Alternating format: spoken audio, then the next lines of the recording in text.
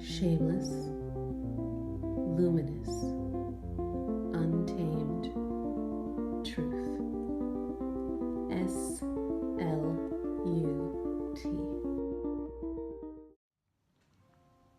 Hello, I'm Jupiter's Slut.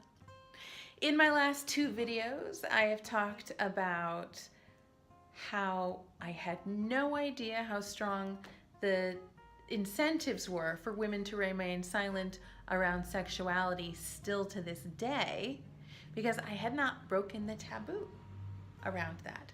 When I started talking about shame and sexuality as part of my work, I quickly started finding out that any mention of sexuality is often misinterpreted by men as permission to start coming on to you sexually, casual touches that aren't casual, etc.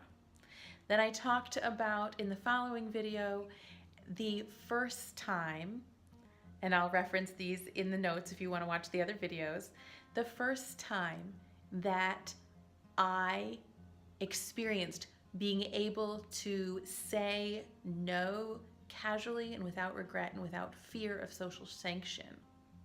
That had come through an unexpected prospective encounter with someone who called himself a submissive, and what it felt like for me to try on the role of the dominant. And here today, I want to share with you that my experience of years of submission, first unconscious submission based on how I was raised as a woman, which was extraordinarily painful, followed by a kinky exploration for several years of purposefully and intentionally submitting and being submissive in my sexuality, which is the only way that I started to uncover how submissive I was outside of kinky play and the ways in which I was giving away my power in unhealthy dynamics in every area of my life. And much of that predicated on my ideas about what it meant to be a good woman, which is predicated on my ideas of what it had meant to be a good girl. So as I had all this experience with these dominant men, and then I moved towards a dominant space, I recognized quite an irony. As a dominant man, the domination was over me.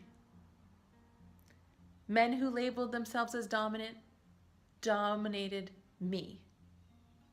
I was labeled as too dominant in casual dating situations once I started asserting that I had a right to say yes or no over what kind of sexual contact happened to me during sex before it happened to me.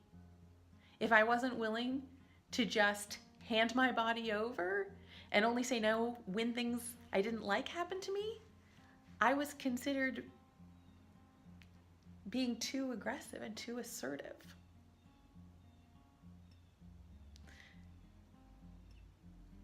I have never tried to have control over a man, but I have been labeled as a dominant because I have tried to have control over myself and my own body.